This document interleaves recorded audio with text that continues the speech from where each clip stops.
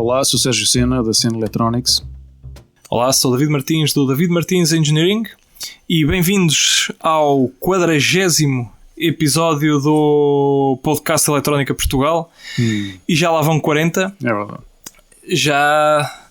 Bom, para usarmos as mãos para contar isto já dá trabalho, pá. Já, temos de estar a repetir aqui várias vezes. Eu tenho que contar pelos dedos dos pés, tu também, pelas mãos, e bom, ao próximo já não temos como contar. Pois, estamos no limite. A caminho dos 50 semanas. Pois é, então, David, como é que foi? Como é que tem sido este tempo que passou? Tivemos aí o interregno, isto. Cenas logísticas. Acho que temos que dizer aqui à nossa editora o que é que se anda a passar aqui.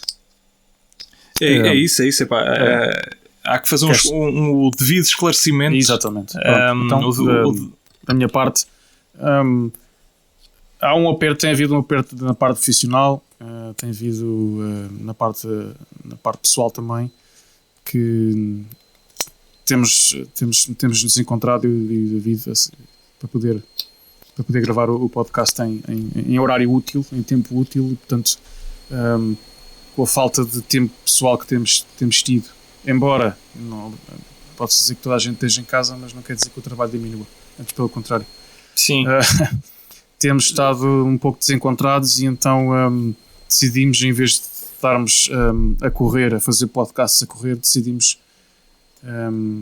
na semana passada que vamos fazer quando tivermos mesmo o tempo dedicado para isto. E pronto, para fazer um podcast também que seja um pouquinho melhor, não seja a correr, não é?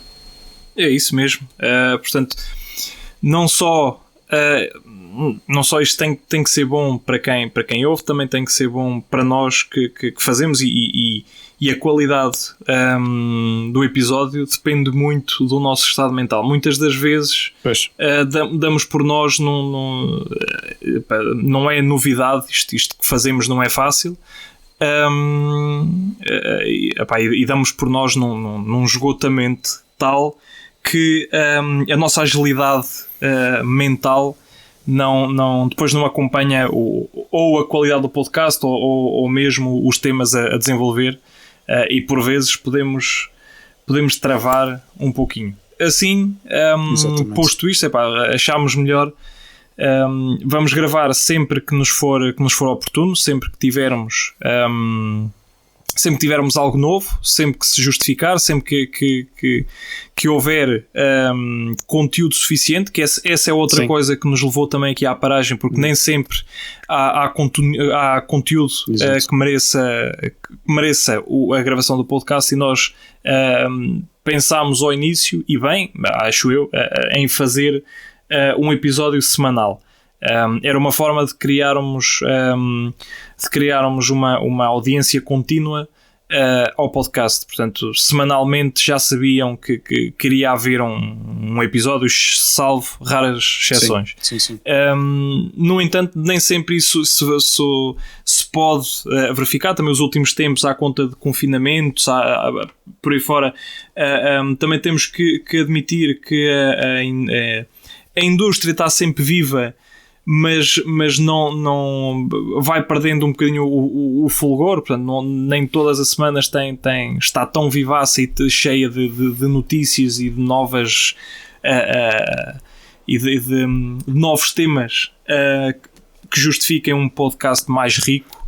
E então quando prontamente começámos a verificar que poderíamos estar a ir por caminhos tenebrosos, tomámos a decisão então de começar a fazer sempre que se justificar, sempre que haja novidades. Portanto, fazer... não sei, queria arranjar aqui um termo de comparação, que também fará, mas bom, quer dizer, à semelhança de outros, não é? À semelhança de outros que não têm uma saída de episódios semanal. Não há uma saída programada, é quando tem conteúdo. Estarei certo ou não? Sim, está certo. A única comparação que existe é o único podcast que não falha uma semana já há 10 anos, e que é o Unpower. O The Unpower do Chris e do Dave. E ontem falei com o Chris e ele disse-me que é muito difícil. É muito difícil manter e eu sei que eles também gravam às vezes 2 ou 3 episódios uma vez. E por isso, não é fácil. Não é fácil. Portanto, nós estamos a dizer, olha, vamos fazer aquilo que nós conseguirmos.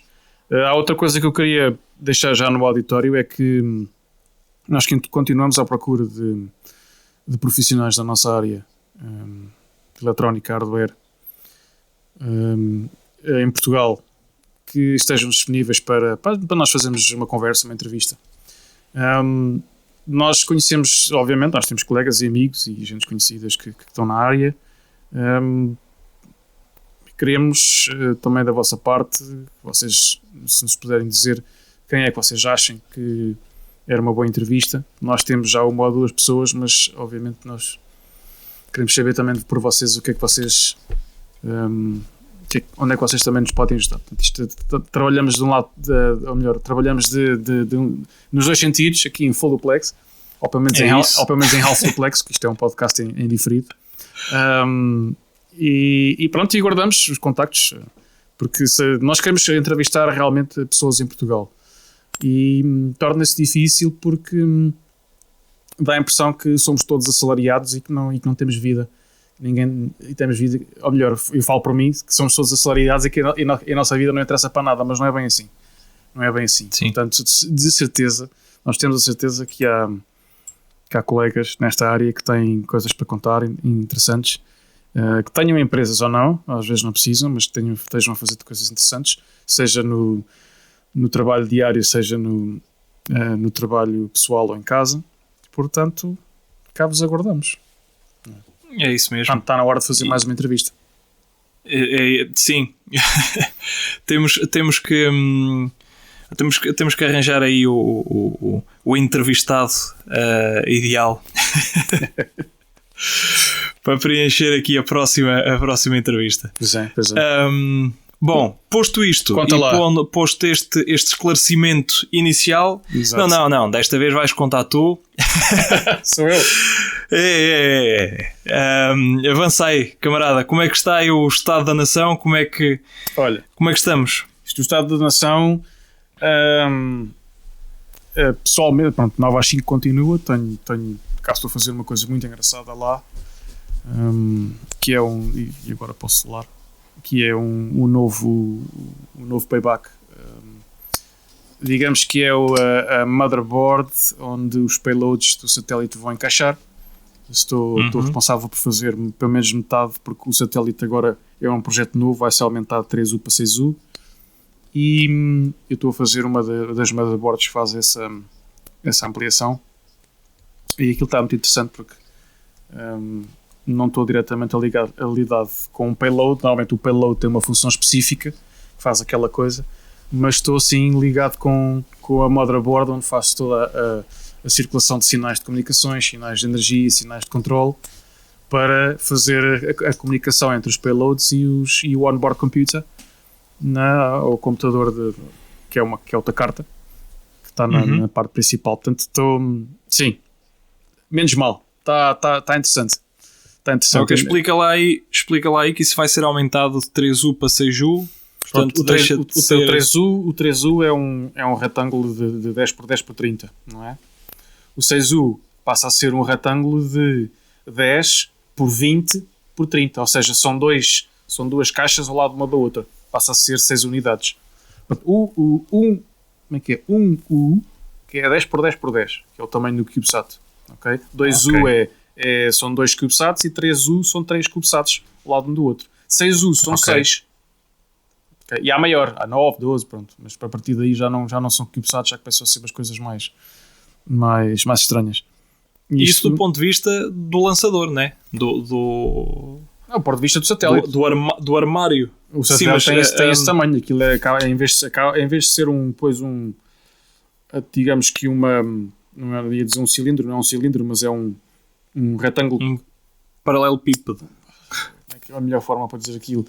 Estende-se para os dois lados, aquilo acaba por ser uma caixa grande, mas pronto, aquilo está cheio de antenas. Aquilo depois, os painéis já vão ser duplos, os painéis solares, desdobram-se todos, têm células dos dois lados, já vão ser maiores. As antenas, há várias antenas, quando os painéis abrem, as antenas depois também saem, e há vários tipos de antenas para VHF, UHF, banda S, banda X. Sim, E há mais uns pozinhos para Limpimpi, que é o último projeto que eu estive a fazer, que ainda não posso falar. Só vai ser lançado, acho que... Não sei se é abril, se é maio, acho que é maio, finalmente. E aí sim, quando for lançado já posso.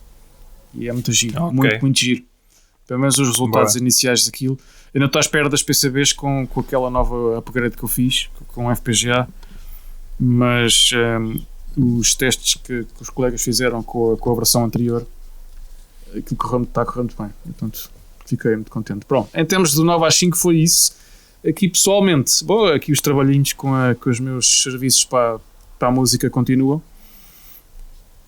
Tenho recebido contactos a perguntarem se eu faço sistemas de efeitos e pedais de efeitos e pronto, cenas ligadas com áudio, o que eu não faço por uma opção pessoal. Não quer dizer que não venha a fazer no futuro pedais de efeitos para instrumentos, mas para já não estou a fazer. O que eu faço é sistemas de controle. Portanto, tenho feito mais umas coisas.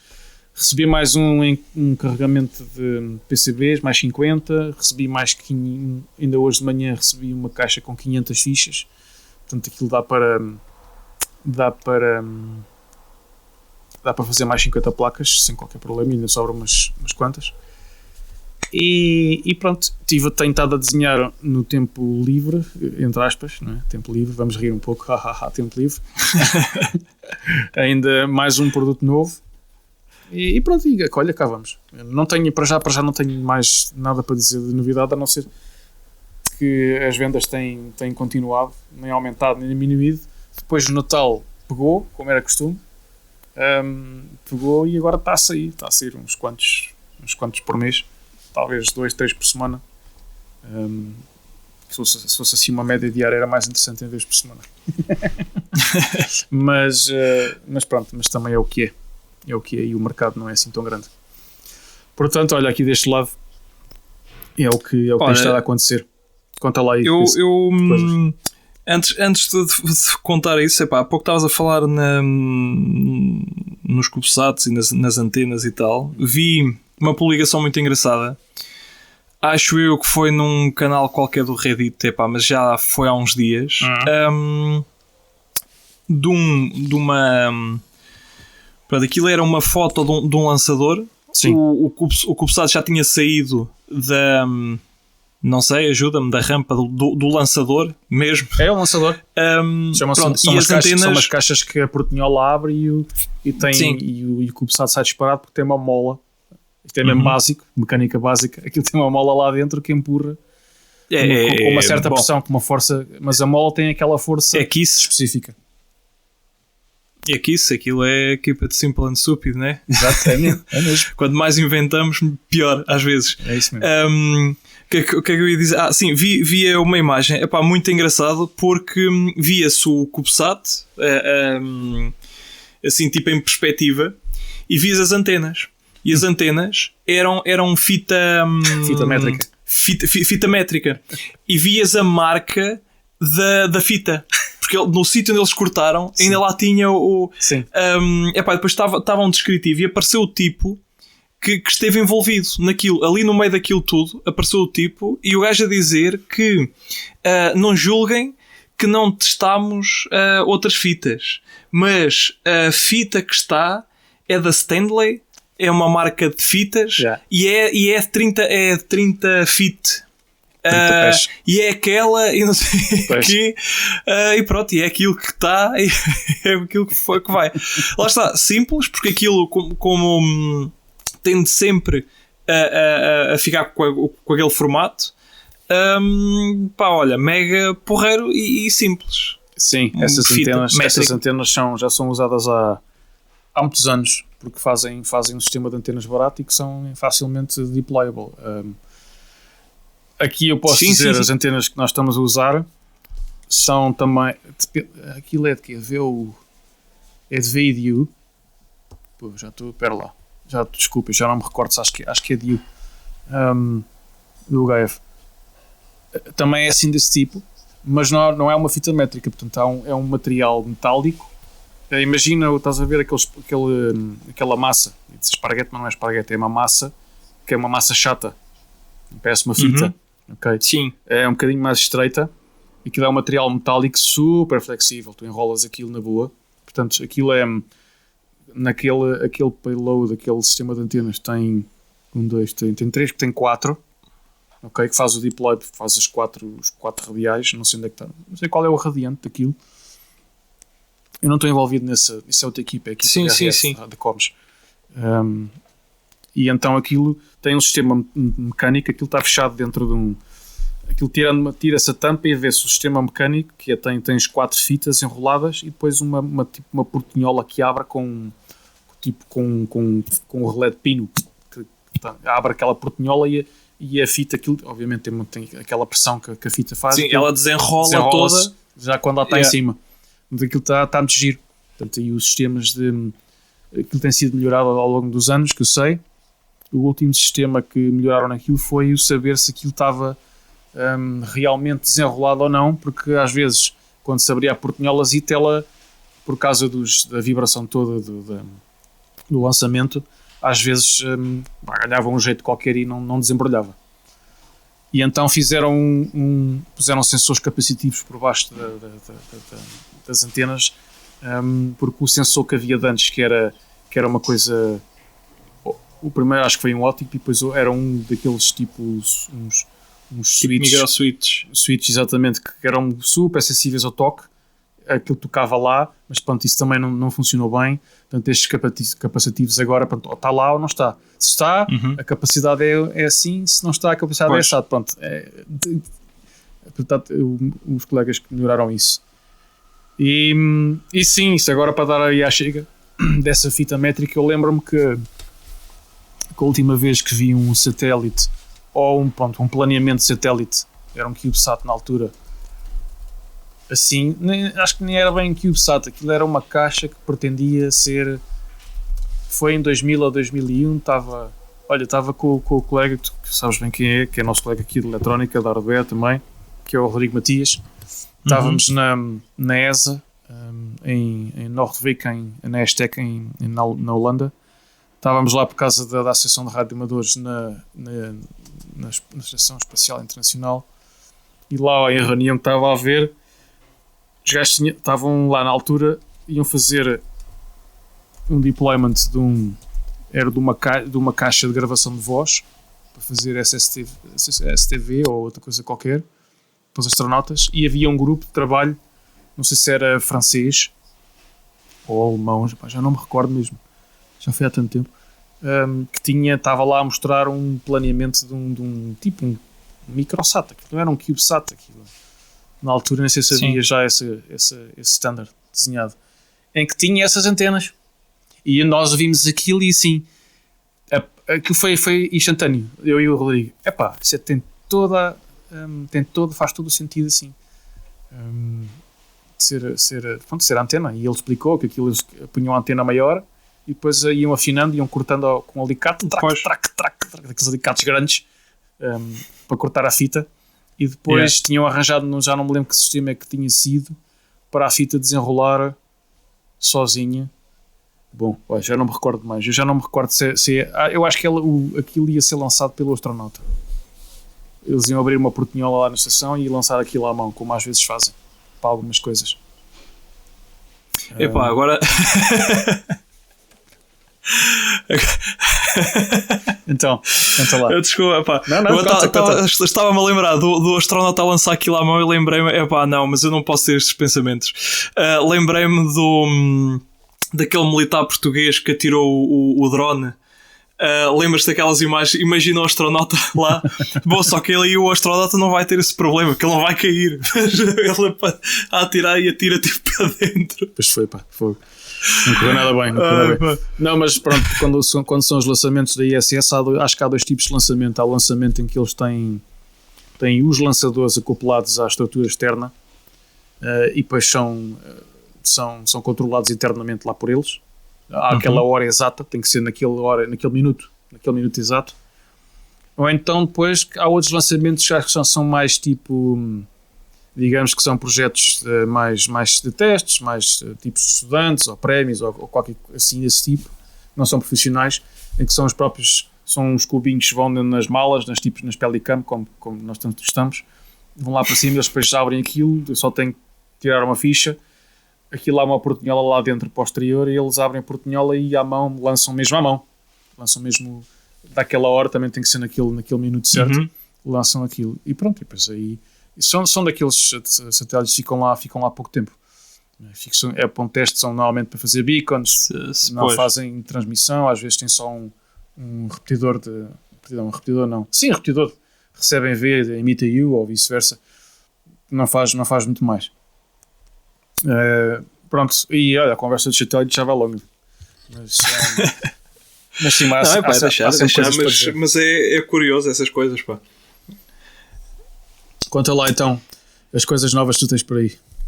Olha, eu, ao contrário da outra semana que tinha muito pouco, esta semana tenho muito, apesar de não poder ou não querer ainda falar demasiado, mas olha, tenho-me entretido à grande, mas quando digo à grande já estamos naquele ponto de estar a sonhar com isto. Tenho andado aí a fazer uma preparação para um projeto novo, para um projeto meu. É algo que já tinha pensado há algum tempo, já tinha feito alguns testes até, mas nunca me tinha na altura não tinha avançado em condições com isto, e vou avançar agora, mas mais novidades para a frente. O que é que eu me tenho entretido e bem? De volta de Unpops, mas Unpops de todo o tipo, maneira, feitio. Sim. Tentar arranjar truques para corrigir alguns problemas dos Unpops, para eu não ter que dar tipo 5 euros por um único, e coisas destas. Portanto, tenho andado aí à luta com o input offset, com o input voltage offset da Unpops. Exato. Que apesar de este que vou usar ter 25 microvolt, para quem não sabe o que é que faz o input offset, portanto, o input offset é o desvio entre as... devido à construção do IC, portanto, à construção do próprio componente, poderá haver desvios, como é perfeitamente natural. E, portanto, eles conseguem padronizar mais ou menos, saber onde é que se encontra o desvio, ou em testes, ou devido às próprias tolerâncias de construção que eles têm. Pronto, e esse offset, esse input voltage offset, caracteriza a diferença de potencial entre as entradas para que a saída seja zero. Ou seja, muitas das vezes, porque o objetivo do Unpop é igualar as duas entradas, mas muitas das vezes esse igualar, ou seja, a diferença de uma para a outra, pode não ser exatamente zero, e pode ser, neste caso, olha, um caso muito, muito vulgar, os MCP 6002 e 6001 da Microchip, aquilo é mato por aí, porque são estupidamente baratos. Aquilo tem mais ou menos 4 mV ou 4.5 mV de offset. Ou seja, a entrada não inversora poderá estar acima ou abaixo da entrada inversora a 4.7 mV para que a saída estabilize, para que a saída seja zero. Exato. Pronto. Só que em montagens em que queremos medir o valores de tensão muito baixos mesmo, este tipo de montagem não é o tipo de montagem, é este tipo de especificação faz com que não possas perder alguns dados, porque se os teus valores a amplificar estiverem muito próximos de zero, por exemplo, numa montagem amplificador normal, se estiver muito próximo de zero, tu já podes começar com um offset negativo, porque no fundo, quando o teu output começar a funcionar, portanto a ter algum comportamento, a assumir algum valor que não seja zero, e isto acontece principalmente em montagens rail to rail. Sim. Quando ele deixa de ser zero, não quer dizer que a tua entrada ou que o diferencial das tuas entradas também deixe de ser 0. Ele já pode ser, naquela altura, já pode ir, no caso desse dos MCP, já pode ir a 5 mV, por exemplo. Porque aquele offset, enquanto não se ultrapassar, depois depende, obviamente, de IC para IC, quer de modelo, quer do IC físico. No entanto, há uma vantagem, nem tudo é mau, é que este valor não varia com o tempo. Portanto, isto é inerente ao próprio componente. Portanto, se aquele componente já tiver um offset voltage de 1 mV, será sempre aquele milivolt. Não tem influência ali. Mas tem que se contar com isso, e eu já ia umas páginas à frente no meu esquema quando comecei a pensar nisso, e depois tive que arranjar ali umas trocas e baldrocas para resolver a coisa. Mas está encaminhado. Possivelmente não no próximo podcast, mas talvez no outro já vou dar mais pormenores do que é que eu ando aqui a fazer. Mas não é nada fácil. Acredito. Não é nada fácil andar neste nível de sinais. De sinais, exatamente. Para ter uma noção, para aquilo que eu queria fazer, foi... isto também, bom, a descrição disto pode servir para outros. Sim. Regra geral, opto pela DigiKey, mas a Mouser tem busca paramétrica igual, mas estou mais habituado à da DigiKey. Chego lá, estabeleço logo na busca paramétrica tudo aquilo que quero. Pronto, e o resultado depois não tenho que andar a procurar neste caso acho que eram de 10 mil tipos diferentes.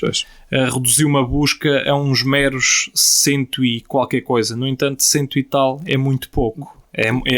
Quero dizer, quando a busca se torna muito específica, das duas uma, ou preenchemos aquilo tudo espetacularmente bem e só há mesmo aquele, mas quando as características se juntam todas e só dá um resultado, já sabemos que estamos tramados. Ou é brutalmente caro, porque é um nicho, ou é o pior caso, é obsoleto. Sim. Já não vais encontrar aquilo, ou estás num fundo de um reel e portanto já estás tramado. Ou então é algo mega novo e que pode vir aí, mas uma destas mas por norma o preço há de ser uma coisa brutal. Pronto, e no meio disto tudo consegui chegar aqui a um muito bbom meio termo, e havemos de falar mais disto lá mais para a frente. Dei umas semaninhas que isto já começa aqui a aquecer o forno. Outra coisa, regra muito importante, isto é só lições, porque eu andei aqui a não me ajudar a mim próprio, e portanto dou já aqui estas histórias de vida para que alguém se ajude a si próprio. Então, eu não me ajudei a mim próprio, porquê? Porque eu há tempos precisei de substituir um micro USB. E lembrei-me, isto vai-se gastando. Deixa-me lá ver aqui nos alis desta vida o que é que eu encontro para ter cá por casa, para ter aí quando vier vem, não tenho pressa, pronto, não há problema. Isto já passou imenso tempo, estamos a falar, eu devo ter aí esse material há ano e tal, se calhar 2.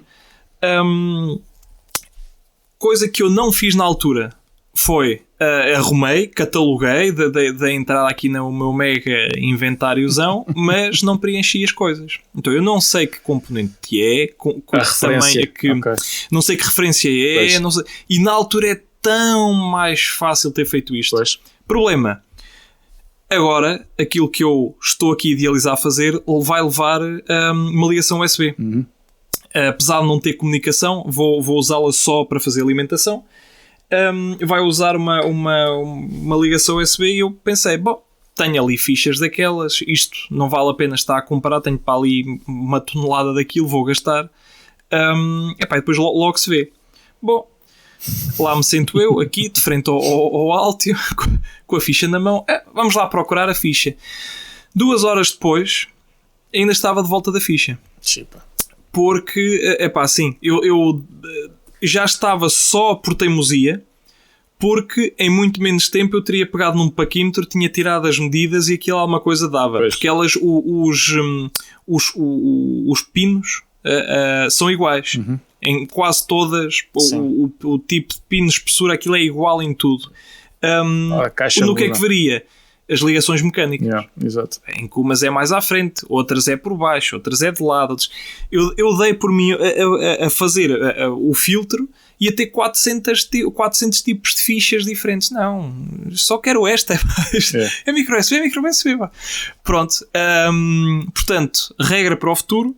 Quando receber material de sítios em que vendam bulk, vendam avulso, tentar logo preencher ao máximo estas coisas, porque poupa horas que podiam estar a ser desperdiçadas a fazer uma ou outra coisa qualquer bem mais proveitoso do que andar a criar componentes. Reconheço essa dor. Aqui há uns anos eu deixei de usar. Aliás, eu adiei o uso de fichas micro USB por causa disso mesmo, quando eu vi que havia N encapsulamentos, partes mecânicas diferentes, assim, não, pá, vou manter pela mini USB. Até hoje, para mim, ainda a ficha mini USB, para mim, acho que ainda é melhor. Obviamente não é a melhor em termos de espaço, mas em termos, é muito mais rígida que a micro USB. Mas já é difícil de encontrar. Por exemplo, os alimentadores de 5 volts para os telemóveis já não vêm com isso. Já isso. Tens que comprar um cabo especial à parte ou um conversor para mini USB, o que já torna o uso dessas fichas pouco prático. Portanto, fizeste bem. E agora cada vez mais estas também já entraram numa espécie de descontinuação. Pois, agora é o USB-C em troca do USB-C. Pois, o USB-C é outra comédia, mas pronto. Porque também há vários standards dentro do USB-C, porque há vários tamanhos e... Sim. Epá. Bom, quando ficha RS232 era tão boa, sei que acabaram com isso, pá.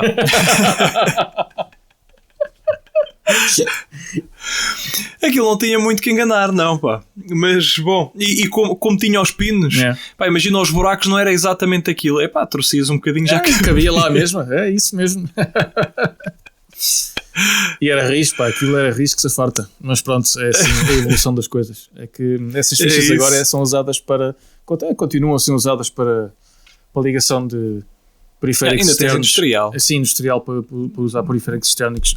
O pin-out, pronto, aquilo não tem standard, aquilo é o standard da casa. Eles usam um pin-out proprietário, pronto, mas usam aquele encapsulamento, não é? O housing. Porque eu continuo a dizer que DB9s, DB15s são excelentes. Portanto, vá. Entre essas, depois fichas para multicondutor, as GX, epá, eu acho imensa piada aquilo. Há de haver fichas menos robustas que aquilo. Aquilo é chamada também conector aeronáutico. Aquilo não só prende o cabo, como faz a ligação e enrosca a ficha na outra, no outro par. Pá, aquilo é... Epá, olha, está bem construído também. Em relação a essas fichas assim para ligação, fichas pequenas para ligação de exteriores e à prova d'água, etc. Quando estive a fazer, isto foi, sei lá, ano 17, 18, quando estava a fazer os gateways para os LoRa, quando estava lá no Instituto com os animais, eu queria pôr na caixa da gateway, queria pôr fichas, não queria deixar cabos pendurados, queria pôr fichas. Opa, eu andei à procura de fichas. Naquela altura, aquilo que eu encontrei, tanto nos catálogos todos, aquelas eram jeitozinhas, tinham um preço ótimo. O isolamento, aquilo acho que era, não sei se era IP65, se tivesse uma cápsula já fazia 66, já não me estou recordado, não. Ou era 66 para 67, acho que era isso. Bom, aquilo foi um maior fracasso. o catálogo era excelente, as especificações, certificações, era tudo um fracasso. A partir do momento em que eu tentei usar aquilo, ou não consegui usar aquilo da melhor maneira, porque o encaixe era mau. Okay? Os pinos de ligação que davam à vontade, acho que 2 ou 3 amperes cada um, que era excelente. Os pinos eram frágeis e aqui a ficha era certificada. Não sei, mas tinha várias certificações, não sei o quê. Bom, o que é certo é que nos ambientes frios, para onde aquilo foi uma comédia. Porque, obviamente, depois não há cuidados com as fichas, não se põem as carrapetas.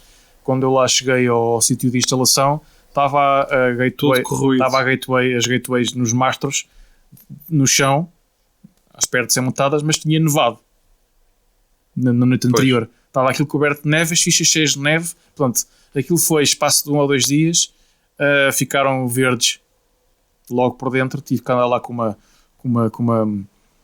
uma escova de dentes escova de dentes de aço e com WD-40 e mais não sei o quê para limpar aquilo. WD-40 safa WD-40. Mas olha, digo-te, depois daquele deployment, que foi o deployment test lá em cima em Orkney, nas ilhas, mudei de fichas. O que é que eu fiz? Foi à moda antiga, pronto. Abre o buraco, põe um bucinho e põe um cabo, pronto. E não há fichas, é um cabo, ficam os cabos pendurados. Não gosto, mas agora eu também já não estou lá, portanto, os meus colegas da mecânica e da cidade que lá ficaram, que resolvam isso. Mas eu na altura não consegui resolver aquilo. Não encontrei fichas dentro daquele IP. Estás a ver, com aquele IP que era preciso, porque aquilo ficava ao pé do mar. Pois. E ia levar além de levar com ventos fortes e chuva e neve que levou, estava ao pé do mar e ia levar com o marítimo, tinham que ser fichas de 65, 66 para cima, não podia ser menos. E assim foi. E também para o RF a mesma coisa. Lá no RF a Neutric tinha, mas não sei se foi a Neutric, se foi a Fenol, tinha umas boas fichas de N para painel, tipo N, com isolamentos e com O-rings, e ficou muito giro. Aí o RF não falharam nesse aspecto, mas as outras de sinal e alimentação, para ambientes tão críticos como isso, o sim resolveu. Pois, não só tens a manga de borracha do próprio bocim, como ainda esmagas o próprio isolamento do cabo, portanto, aquela parte exterior plástica que acaba por se moldar também. Pois. Aquilo apertando tudo é o melhorzito. De qualquer forma, deixa na mesma se tiveres uma montagem, se montares mal o bocim, ou seja, se montares pelo topo. Sim. Como já vi, não é assim tão surpreendente, já vi disso. Aquilo não há milagres e poderá eventualmente escapar alguma coisa. Mas se montares por baixo, não, pelo topo normalmente não monto nada. Nem na parte de cima das caixas nunca ponho nada. O que pode ficar aí são as antenas coladas, ou se a caixa for magnética, ficam aí magnetizadas na parte de cima da caixa, mas as ligações é todas por baixo.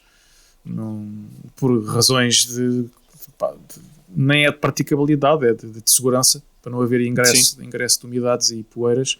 As coisas têm tendência a cair, não é a subir. E eu às vezes ainda punha, quando estava tudo pronto e já instalado, agarrava no WD-40 e injetava dentro dos bocinhos, estás a ver? E à volta no contacto do plástico do bocinho com o metal da caixa, WD-40 para aquilo ficar um pouco mais oleoso e a umidade também não entrar por aí. E funcionou. Não foi a melhor opção, mas naqueles sistemas que são sistemas temporários de um ano, a coisa funcionou. E aguenta. Sim, eu acho que o sistema temporário de um ano que ia para o Havaí, lá está. Há 3 anos, ok, portanto...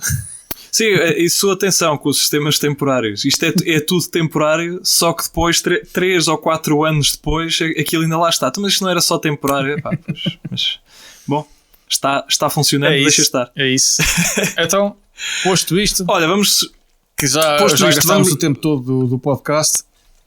É isso, olha, eu sugeria, passávamos aqui para uma notícia que não podemos perder muito tempo, porque não podemos perder, ou seja, não podemos deixar para outro episódio, exatamente, porque senão já fica demasiado velho, que é a compra da Dialog pela Renesas. Por uns trocos, portanto, eles, pelos vistos, compraram aquilo por qualquer coisa como 6 bilhões. Portanto, nada de mais. Nada que eu não gaste num pequeno almoço numa segunda-feira. É isso. Pocket change, 6 bilhões, o que é isso? Mas foi em caixa ou foi ações e caixa? Diz aí, a notícia. Não, olha, boa pergunta. É sempre interessante não sei saber. Se foi. É sempre Eles têm saber. aqui the all cash offer da Dialog. Deal. Ou cash deal? Foi cash deal? Sim, eu acho que foi cash. Ok, bem, 6 bilhões em caixa não é brincadeira. Normalmente esses montantes são à troca de ações de um lado para o outro. Sei aqui. Sim, que pelos vistos foi pago 50% acima da média de ações. Ok. Ok, olha. Ainda bem, os acionistas ficam. Tiveram logo um aumento de 50% de um dia para o outro. Foi excelente para eles. Sim. Bom, a Dialog é uma das suppliers da Apple, portanto. Sim. Já limita aqui um bocadinho o reliance na Apple. Ok, olha, para quem não sabe, portanto, a Dialog faz imensa coisa. Pá, eu tenho aquilo que trabalhei com eles era rádio, era Bluetooth. Eles tinham uns ICs no Bluetooth, mas pelos vistos têm várias coisas e onde devem tirar mais partido possivelmente é nos ASICs deles. Eles têm uns ASICs custom e deve ser isso que devem estar a fornecer à Apple, possivelmente. Pois, a Apple, e assim sendo, a Apple nunca entrou numa cena de ter a própria fábrica de silício. Foi sempre fabless, está sempre na onda, ou melhor, tem que estar sempre ao sabor do que os outros andam a fazer. Portanto, isto vem em conta. Sim. Também é uma notícia que nós poderemos falar na próxima semana, que é o shortage. Ajuda-me, David, em português. Os shortage. O escasseamento de semicondutores. Mas podemos, deixa-me lá ver o tempo. Podemos falar já disso agora. E depois na semana passada falamos das notícias comerciais que eu já recebi. Ok, então olha, avança aí, pronto. De termos de compras megalómanas, está estas, a Renesas já era pequena. Tu tens aí uma notícia, eu tenho aqui outra, avança tu para que tu tens aí. Falam do mesmo, o tema é o mesmo, mas com approaches diferentes. Pronto, aqui é só coloquei de lado a notícia porque pelos vistos o governo de Taiwan fez uma petição para que os chipmakers, que grande parte deles está em Taiwan, principalmente a TSMC, que viessem em ajuda, portanto em auxílio do mercado automóvel. Porque o mercado de semicondutores para a indústria automóvel está a sofrer um rombo, portanto está em escasseamento. Escasseamento, isto não deve ser a palavra correta, mas escassez. Escassez. Está em escassez, portanto o ministro dos negócios, como é? O ministro dos negócios económicos, do Economic Affairs, pediu, portanto,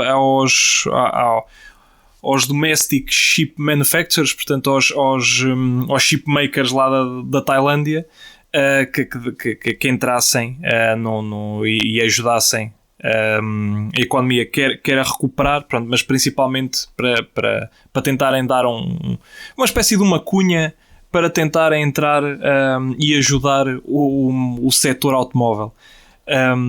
Que é assim um bocado estranho, entrar e ajudar o setor automóvel. Temos sempre a ideia que o setor automóvel nunca precisa de ajuda. Bom, pois estamos aqui a entrar já numa cena um pouco ética de que será que nós precisamos de mais carros e tantos carros e com tanta tecnologia, mas eu acho que isso podia ficar para outra discussão. Mais um. Sim.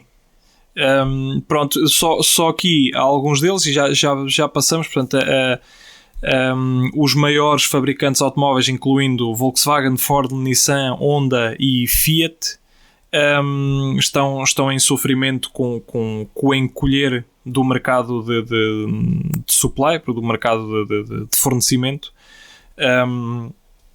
e portanto solicitaram ao governo de Taiwan, e o governo de Taiwan por sua vez solicitou aos produtores internos para entrarem e ajudarem o setor.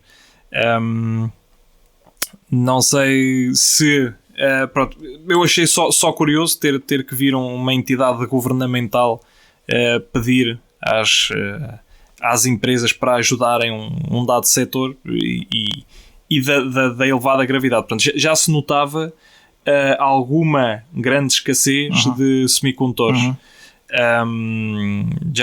Já se notava até mesmo, apesar de nós não gravarmos já há algumas semanas, já da última vez julgo que falámos disso, que havia alguma escassez. Pronto, pelos vistos só tem estado a piorar. Pronto, esse artigo é direcionado à situação automóvel. O artigo que eu aqui tenho do mesmo tema é direcionado a um grupo de vários mercados que fala também de que o governo de Taiwan pediu ajuda às empresas, pronto, e tudo exatamente tu falaste, mas depois fala aqui em algumas coisas mais, eu acho que são, e também deve-se aonde este artigo está posto. É um artigo técnico financeiro com tecnologia, e que fala um pouco mais de quem é que são as empresas que estão a ter problemas e quais são os países que estão a ter problemas ou a criar os problemas, o que eu acho muito interessante. E mais uma vez se fala aqui que a China, especificamente uma das grandes empresas chinas, se não for a maior, que é a Huawei, começou em 2020 a fazer o hoarding, de semicondutores, e depois até aqui o jornalista até diz que a Huawei está a ser criticada por fazer o hoarding de componentes em 2020, como se soubessem que alguma coisa ia acontecer. Acho engraçado este parágrafo aqui do jornalista, e pronto, mas fala aqui que as outras companhias que precisam de semicondutores e que não são fabricantes, como a Apple, começaram a fazer o mesmo, começaram a comprar em catadupa para precaver-se de falha de semicondutores. Ora bem, a NXP, a Apple já diz que vai ter falha de componentes, porque eles não conseguem comprar tudo. A NXP já diz também que os problemas não estão confinados à indústria automóvel. A Sony também já diz que já não vai conseguir ter alguns dos produtos, principalmente as consolas de jogos, que têm uma saída brutal e eu nem sabia. Já não vai conseguir manter a entrega. E depois as companhias de computadores, tipo a Lenovo, também não vai conseguir manter as metas que eles tinham imposto. Ora bem, isto quer dizer, nós com confinamentos e com o aumento de pessoas a ficar em casa, telemóveis, tablets, computadores, televisões e tudo o que é gadgets de casa, obviamente as pessoas compram mais, vão ter que ser fabricados mais e os semicondutores vão ter que vir de uma maneira. Portanto, se há um output normal, mensal das fábricas de semicondutores, algumas, se calhar, não têm um buffer suficiente ou não estão preparadas para subir, para fazer um aumento de produção sem que haja, se calhar, um upgrade das fábricas ou pelo menos uma criação de um buffer. Não é? Às vezes a criação de um buffer resulta, mas é temporário, porque depois de repente aparecem urgências e os buffers desaparecem quando deviam lá estar para colmatar estas situações de aumento de 5, 10, 15% de fabrico. Mas pronto. Olha, realmente esta situação que está a acontecer é muito interessante, porque vem de encontro àquilo que eu ando a pensar há algum tempo, na situação ética de que será que nós precisamos de tantas coisas? Será que nós precisamos de tanta tecnologia? Nós vamos ver aqui há 50 anos atrás, dos anos 70, nós não tínhamos tantos gadgets e nós vivíamos uma vida feliz, não é? Vivíamos bem. É claro que não precisávamos de irmos para o escritório, não havia computadores. As coisas eram todas com papéis e agora está tudo mais facilitado, mas aquilo que eu quero dizer é, eticamente, será que não estamos a ter tecnologia a mais e coisas a mais e a fazer o depleting da natureza e do meio ambiente com coisas que nós não precisamos? Mas pronto. Sim, isso é outro tipo de discussão, mas sim, é uma opinião com a qual concordo. Nós estamos, acho que para algumas coisas se está a fazer demasiado overkill. Estamos a matar cada vez mais formigas com caminhões cisterna, parece-me. Estamos cada vez mais bom, mas isto há muita coisa a ser feita que não tem utilidade. Sim. Quer dizer, se ela estiver feita, se estiver feita, tu vais ouvir, olha, isto dá jeito para isto, dá jeito para aquilo, mas na realidade, se não tivesse feita, não faz falta nenhuma. Sim. Basta ir vais aos eBays e Alibabas e Alis e não sei o quê, e tu vais ver, vais sempre aos trendings. Okay, vais à página principal e depois vais ao trending a ver o que é que aparece. E tu vais ver as coisas mais tapafúrias que estão a ser fabricadas e assim, mas para quê? Mas pronto, é a minha opinião e de certeza que há muitas outras pessoas que dão utilidade a isso. Não estou a menosprezar essa situação, nada disso. A minha parte que eu estou a ver é a parte ética do excesso de coisas de fabrico e de usar o meio ambiente só para termos a vida se calhar mais facilitada. Não é? Olha, a conversa dava pano para mangas. Sim. Só para concluir aqui esta questão da escassez de componentes no setor automóvel e tal, tenho aqui um gráfico também muito, muito interessante que é portanto, o investimento por setor no carro. Sim,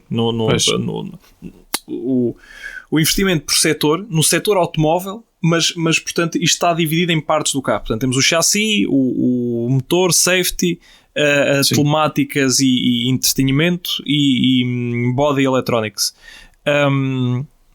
E se olharmos, ele já tem aqui uma previsão, portanto estamos em 2021, ele já tem 22, 23, 24 e 25. Isto está, o tipo de crescimento é o típico crescimento exponencial. Há aqui um que praticamente não muda, que é o investimento em chassi. Portanto, o chassi é aquilo, está a funcionar, bora. Mas onde se nota, de facto, mais investimento é de facto, e onde se prevê mais, porque até 2021 isto estava tudo mais ou menos estável. Estou a comparar principalmente com os últimos 3, 4 anos, mas onde se prevê mais investimento, portanto, é na parte da segurança mesmo, e aí há cada vez mais notícias de ligação de FPGAs a sistemas de radar e não sei o quê, portanto, é uma indústria que está a crescer para esse lado. A telemática, apesar de... eu acho que o gráfico engana, porque eles montaram, eles depois podem ver o gráfico no fecheiro em anexo, mas basicamente a telemática vai se manter igual, mas o body electronics vai crescer também. Portanto, e isto vai acontecer todos os outros anos por aí fora, até que depois aqui em 24, 25 prevém um maior investimento no powertrain, portanto na parte motora. Apesar disso, aqui só uma pequena nota que a produção, portanto, isto é sobre a TSMC entrar para ajudar o setor automóvel. Colocaram algumas questões se não poderia atrasar entregas para chips de consumo, como por exemplo usados na Apple. E como basicamente a nova produção automotiva inevitavelmente significará que a TSMC terá que atrasar alguns dos pedidos para chips existentes, mas dado que os chips automotivos raramente são fabricados com processos de ponta, é improvável que isso afete a entrega dos chips de consumo, portanto como os usados pela Apple. Mas no entanto a empresa ainda não deu nenhum comunicado oficial. Sim. Portanto, sim. É o estado em que estamos. Está aqui uma caldeirada. Não, isto está muito interessante, porque eu profissionalmente estamos a ser atingidos por isto por causa do fabrico dos satélites. E apesar que quando se fazem placas para satélite só se compram 5 ou 10 de cada vez. Fazes um payload, são 5, fazes motherboards para 5 ou 10, pronto. É assim, quantidades é zero. Sim. E estamos a ser afetados, porque já nem nos catálogos há. Porque obviamente há se calhar 95% dos componentes são COTS, não? São off the shelf, mas há um ou outro que não é off the shelf. É um componente especializado e que não há em catálogo. Tens que comprar diretamente ao fabricante através de uma Avnet ou parecido. E aí também está a grande parte da coisa. Lembras-te que há uns anos, foi assim, em 2018 se calhar, que houve um problema enorme com capacitivos. Sim. Que não havia condensadores. Agora estamos a ter os mesmos problemas agora é com o silício. Portanto, há muitas fábricas, há pouca fábrica de semicondutores de alta precisão. Quando digo alta precisão é de baixos nanómetros. Não estou a lembrar agora da palavra correta. E depois há umas quantas ainda que têm a tecnologia mais antiga, que continua a ser perfeitamente viável para a maior parte dos semicondutores que nós usamos, não é? Só que esse mercado não é um mercado tão grande como um mercado de retalho, não é? De gadgets. Os gadgets querem o mais pequeno possível e pouco energia, já sabes como é. Sim. Olhas para um telemóvel, os smartwatches e as pulseiras e os AirBuds, só que é. Sim, mas agora isso é uma coisa que a Apple inventou essa porcaria também. É novidade. É uma coisa, olha, isso por exemplo, já falei com muita gente tem desse tipo de coisa e diz que principalmente desportistas, não são desportistas, o pessoal que faz desporto, que corre, e diz que é o melhor. Tinham antes aqueles com os fios, não é? Depois tinham uns como eu tenho, este assim grande. Sim. E depois apareceram esses AirBuds e foi a melhor coisa que apareceu, porque aquilo não cai, aquilo não tem peso nenhum. Sim. Não cai e aguenta-se uma corrida à vontade. E como tem veda por completo o canal auditivo, tenho estado a ver, e já tens marcas mais ou menos vulgares. China. Pouco mortal. China. Que já se aproveitam disso para fazer cancelamento ativo de ruído e tal no próprio canal auditivo. Isso é espetacular. Mas lá está, são mais um gadget. São sintomas dos tempos que passamos. Sim, força. Nada, estava-te a dizer, estávamos aqui a falar, eu estava aqui a olhar à volta em minha casa, os gadgets que eu tenho e que eu tenho ultimamente tenho andado a acidificar. Apesar de andar a fazer eletrónica de ponta para um lado, eletrónica mais bazaroca aqui para a música, mas tento simplificar a minha vida pessoal com menos gadgets possível, tanto que eu deixei de andar não ando com telemóvel na rua já, é uma coisa que já não acontece há muito tempo, a não ser que vá fazer a minha corrida e precisa de música, pronto, mas deixo o telemóvel vai no modo de avião, desliga os rádios todos e fica só o Bluetooth a funcionar para os escutadores. Mas de resto não tenho nada. Tenho andado a libertar-me tudo e a vender tudo e a desaparecer com tudo e oferecer. E não tenho, além deste computador, o único que tenho um gadget é mais o que. Tenho o NAS, que é um disco rígido de rede, mas não tenho mais nada. Não estás a ver? E não tem sido fácil, que eu já tive mais coisas. Sim, não é fácil. E olha, numa de terminar, deixo-te com esta que eu, se tudo correr bem, muito bem, este ano vamos ter aí mais uma aventura de moto. Ei, valentes.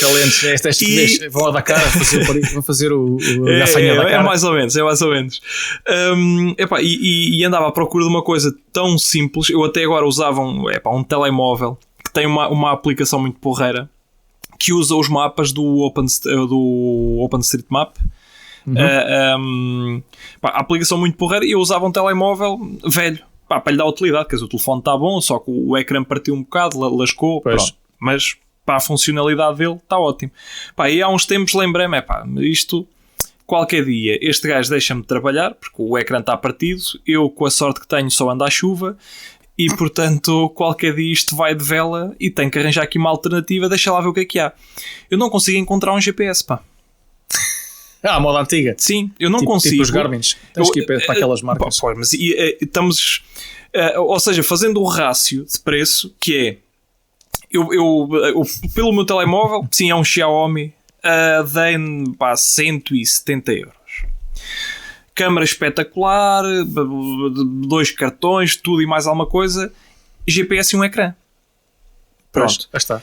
Ora, eu cortando aquilo tudo à proporção, eu deveria conseguir um GPS e um ecrã com aquele sistema operativo, portanto um GPS com um ecrã daquele também estava bom para mim, vamos a falar de 6 polegadas ou 6 qualquer coisa.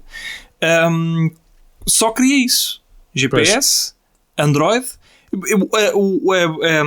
a hipótese de ter o Wi-Fi ou não, para mim, se eu tivesse que ligar aquilo para o USB também não me importava. Não, para certo. Aquilo que é um componente que vai ser usado uma vez na vida, que é, eu vou ligar, saco a aplicação, desligo e nunca mais. Exatamente. É só para aquilo. E não consigo. E isto ainda encontra aquilo que estavas a falar. Há cada vez mais gadgets e tal, mas também há outros que desaparecem em virtude de outros seguintes. Mas quer dizer, se eu quiser um telemóvel, eu sou obrigado a levar algo com modem, sou obrigado a levar com tudo. Pois talvez isso vai acontecer e vai-te ficar mais barato comprar um GPS, porque a última vez que eu vi esses GPS Garmin e etc, eram mesmo, custavam mesmo com um telemóvel. Sim. A opção que eu encontrei é de comprar um telemóvel. Mas sinto-me mal por causa disso, não faz sentido. Para que é que eu quero? Não então é isto. Se queres fazer reciclagem, vai ao pessoal da segunda mão, vai ao LX. Acho que em Portugal tens o LX. Sim, mas a malta pensa que depois do usado ainda vale mais que novo. Pois é o problema de Portugal. É que em Portugal o pessoal quer comprar barato e vender em segunda mão caro. Pois. E em Portugal, eu quando aqui cheguei ao Reino Unido, é exatamente o oposto. O mercado de segunda mão aqui é uma coisa que o pessoal não acredita. Como é que funciona o mercado de segunda mão. As coisas aqui de segunda mão são baratas. Eu, se quiser vender agora as minhas coisas, se eu não vender a um preço mesmo completamente baixo, não vendo nada. Pois. Porque o mercado de segunda mão aqui é segunda mão, vale pouco. É isso. Estás a ver? E as coisas valem pouco. E vendem. E o mercado de segunda mão aqui, não faz bem a ver. Então, o mercado de tecnologia então é para esquecer. Há lojas de high street, portanto, lojas na rua, que são as lojas de segunda mão, que o mercado delas é vender telemóveis, tablets, computadores, tudo que é em segunda mão. Sim. E tem tem um mercado enorme. Enorme. Mas e não ok, está bem. O pensamento também pode levar para o outro lado do isto também vou vender, vou-me dar aqui 10 euros por isto, olha, deixa estar para aí ou deito no lixo. E acho que isso é que tem que mudar, essa deito no lixo. Mas que lixo? Mas vais deitar para lixo para isto. Não há lixo para isto. Pois. A reciclagem é muito cara para este tipo de coisas. Pois é. E não está a ser devidamente feita também. Essa é outra coisa. E assim isto não ajuda nada. Agora, lá está, temos que fechar aqui um bocadinho a malha e vai de encontrar aquilo que estavas a falar há pouco, se nós não estaremos a gastar ou a gastar demais a natureza em em virtude própria ou em virtude só de gadgets e não sei o quê. Pá, Comunidades. Sim, mas e principalmente enquanto o loop não fechar. Isto é uma conversa não de eletrónica, mas de eletrónica ao mesmo tempo, porque é importante que se pense nisto. Isto não é só comprar e meter lá fora. Também tem que começar a haver algum cuidado, mesmo na própria concepção do produto, para que a sua eliminação, quando isso acontecer, seja algo que seja mais ou menos possível. No nosso caso, não é possível, não há indústria transformadora para isto. Não há nada que receba isto e que trate efetivamente como deve ser tratado este tipo de material. E tem muita pena que muito dele acabe em lixo comum. Isso é que tenho pena. É muito. As pessoas não estão ainda despertas para este tipo de situação, porque já há quem faça a reciclagem da eletrónica, mas mais para retirar os metais preciosos que há muito. As pessoas nem fazem ideia da quantidade de, por exemplo, de ouro e prata que a eletrónica tem hoje em dia. Há mais, vamos dizer, a mineração. Eu estou a falar entre aspas mineração, porque isto não é fazer, quer dizer, minerar um metal é ir para baixo da terra e andar lá a partir pedra. Mas a quantidade de metal reciclado hoje em dia é maior do que a minerada anualmente. Sim. Portanto, nós temos muito metal precioso, que é precioso por alguma razão, não é só pelo valor, mas pelo uso que tem, porque o ouro e a prata são os melhores condutores que nós temos e é por isso que são usados na eletrónica, na tecnologia, por causa disso mesmo, que está está a ir para o aterro sanitário, está a ir para os aterros e para as lixeiras e que estão a desaparecer. Portanto, junto com estes metais que estão a ser desperdiçados, está todo o resto dos plásticos e baterias e tudo que é porcaria eletrónica, que é mesmo que temos de falar assim, em termos de componentes, vai para um aterro que fica 1000 anos para ser desintegrado. Ora, portanto, a reciclagem disto é cara. É cara.